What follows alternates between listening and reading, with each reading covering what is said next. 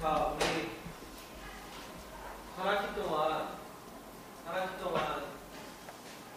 영혼 조직 관리에 대해서 제가 설명을 하고 여러분이 발표를 하고 토론을 많이 했죠. 마지막 나온 게 이제 전략 경영인데, 그 전략 경영이라는 거에서 전략이라는 게 시대에 따라 또 상황에 따라 달라지잖아요. 그래서 제가 작년에 냈던 책이 파괴적 의료혁신이라는 책이 있어요. 이 책은 뭐냐면은 Disruptive Innovation이라고 해서 파괴적 혁신이라는 게 경영학에서는 꽤 유명한 혁신 이론이거든요. 슈페스터라고 들어봤는지 모르겠는데 그 사람이 창조적 파괴라는 얘기를 예전에 했었는데 그것과 맥락은 비슷해요. 맥락은 비슷한데 여기서 말하는 파괴는 이제 뭔가를 부순다기보다는 기존의 혁신과는 좀 다른 형태라는 의미에서 기업들이 생겨나고 성장하고 그 다음에 새로운 다른 기업들이 생겨나면서 왜 그 기업들이 자원이 적거나 인재가 없거나 능력이 없어서 시장에서 몰락하는 게 아니라 왜 작은 기업 때문에 얘들이 몰락할까? 이걸 이제 분석을 한 하버드 비즈니스스쿨 교수가 있어요. 그 사람이 경영학 분야에는 아인슈타인이라고 불려요. 근데 우리나라에서 자주 와. 근데 그 의료 분야는 사실 의료가 여러분 배워와서 알지만 굉장히 답이 없어요. 답이 없고 대부분 우리가 컴퓨터도 그랬고 휴대폰도 그렇고 시간이 지나면서 기술이 발전하면서 혁신이 되고 새로운 제품이 나오면 싸진다는 거지, 가격이. 편리해지고. 근데 왜 의료는 혁신적인 기술도 많고 고민도 많이 하는데 의료비는 계속 올라가는 거 아닌가? 접근성이 자꾸 떨어지고. 이런 문제를 이제 의료계에서 고민을 하다가 자기들이 답이 안 나오니까 경영학계의 유명한 사람한테 당신 이론을 갖고 한번 의료를 한번 봐달라. 그러니까 의료계 밖에서 경영학적인 입장에서 봤을 때 의료 문제를 전문가들이 놓치는 부분이 뭔가. 그래서 굉장히 재미있는 아이디어를 많이 냈어요. 그래서 이게 작년에 책이 나오면서 우리나라에서도 병원 옆에 의사들이 굉장히 관심이 있어 했고, 웬만한 보건대학원이나 학교에는 거의 추천 도서로, 원장 도서로 지금 돼 있고, 제가 이것 때문에 강연도 많이 다니고 있어요. 다음 주 삼성전자에 가서 강연할 텐데, 요지는 의료를 혁신하는 게 우리는 의료 개혁이라고 해서 제도로 자꾸 바꾸려고 하는데 제도로 바꾸는 데는 한계가 있다. 근데 지금 다행히도 여러 가지 인터넷이라든지 스마트폰 기술들이 활발하게 보급되면서 소비자들이 중심으로 해서 뭔가 의료를 스스로 바뀌어나가고 환경이 굉장히 빨리 변하고 있고 소비자 주권을 중심으로 해서 어쩔 수 없이 공급자나 제도가 거기에 맞춰서 따라갈 수밖에 없다는 거죠. 그래서 여기는 주제가 혁신이고 미래에 어떤 식으로 의료가 바뀔 거냐. 그걸 알아야만 사실 병원이 됐던 보건소가 됐던 그런 여러 가지 의료 조직들이 어떤 식으로 관리돼야 되고 서비스를 어떤 방식으로 제공을 해야 되느냐.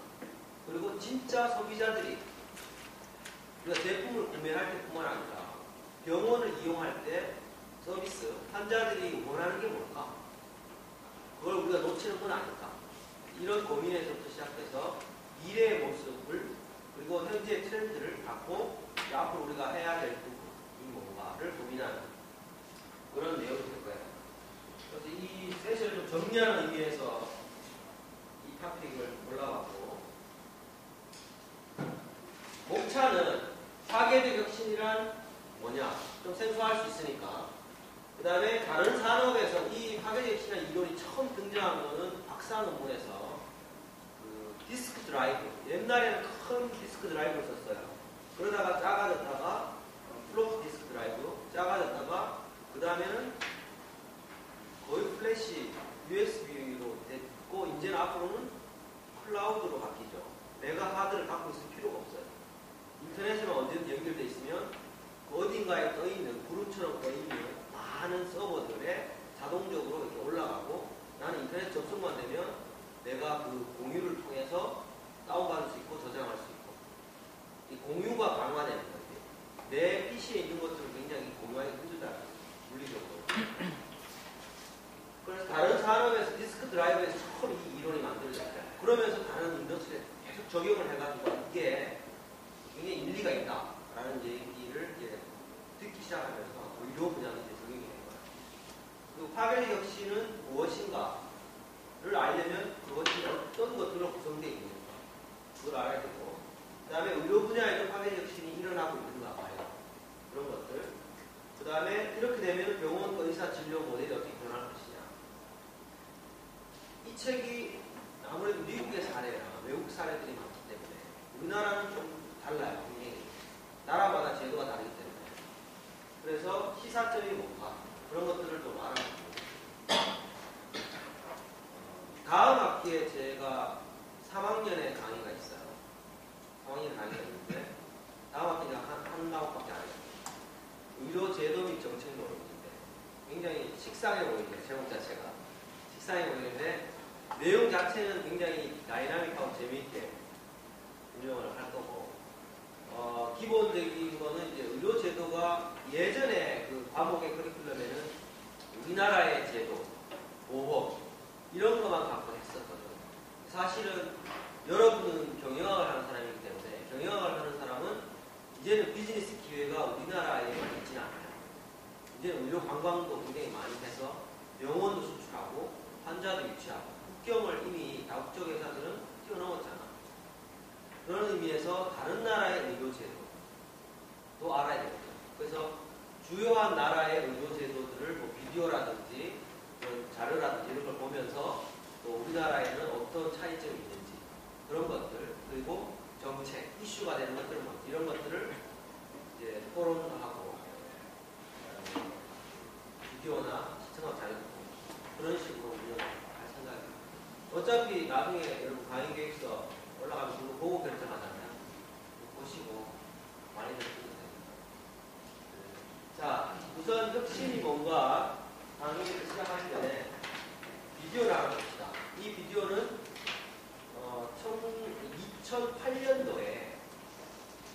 2008년도에 마이크로소프트라는 회사 안에 의료혁신팀이 있어요. 거기서 가상의 현실을 찍어놓은 거예요.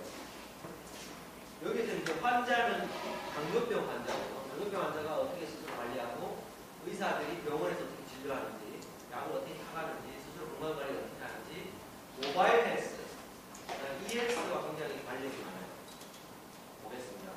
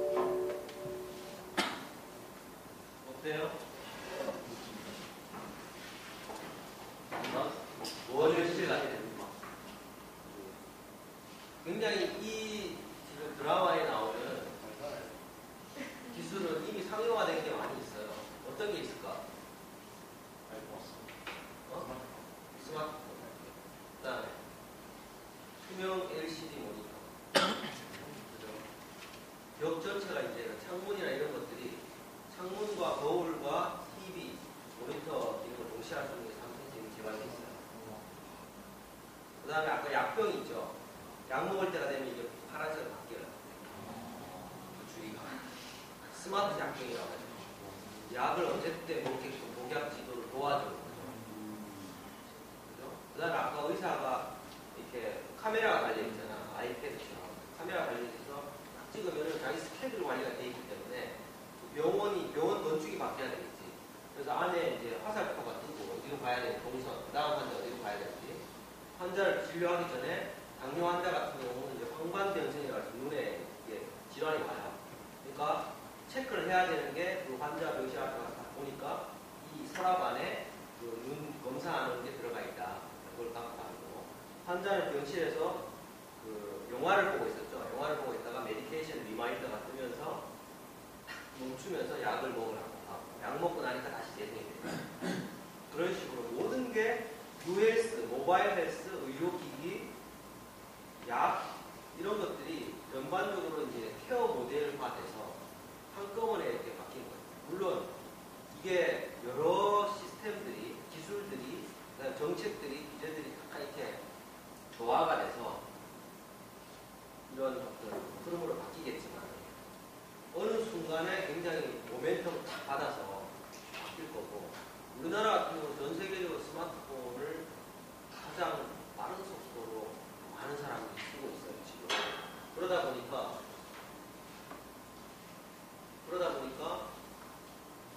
이거 풀어줄까? 그러다 보니까 어떤 다른 나라보다 의료 혁신이 굉장히 빨리 일어날 가능성이 많아요. 다만 이제 뒤에 다시 이야기하겠지만은 규제가 너무 많다는 게 지금 가장 큰 걸림돌이에요. 미래의 모습이 저런데 저기서 가장 중요한 거는 항상 소비자 중심이야. 환자 중심. 모든 시스템이 가만히 생각해 보면 환자가 어떻게 하면 편리하게 이용하는 것이다. 그리고 환자의 행동을 많이 변화시키지 않으면서 자기가 하던 일을 그대로 하면서 생활 속에서 건강을 체크하고 약을 먹게 하고 병원을 오게 만드는 그런 식으로 의료가 바뀌고 있다. 그런 트렌드를 반영해서 마이크로소프트가 만든 거라고 생각합니다. 그래서 의료가 어떻게 변화하고 있는지를 보면 소비자 중심 의료로 바뀌고 있다. 이게 큰 흐름 중에 하나고 그래서 예전에는 공급자 중심일 때는 질 관리가 굉장히 중요했어요. 좋은 제품과 좋은 서비스를 제공해야 된다. 소비자들에게. 그러면 소비자들은 당연히 살 거다. 이렇게 생각을 했던 거죠. 근데 피터 드럼퍼가 이야기했듯이 소비자가 산다고 했다가 실제로 제품을 내놓으면 사는 경우가 거의 없다라는 거죠. 당연히 단순히 말만 들어가지고는 그걸 믿을 수 없다라는 거죠. 그래서 마케팅도 설문조사를 하다가 행동조사를 하죠. 관찰하는 거죠. 그것도 모자라서 이제는 행동도 믿을 수 없다. 머릿속에 자꾸 걸러 나오는 거니까. 그리고 사회적으로 바람직하지 않은 행동을 하고 싶지만 할 수 없게끔 이성이 제약을 하기 때문에 그럼 어떻게 할 거냐? 정말 자연스럽게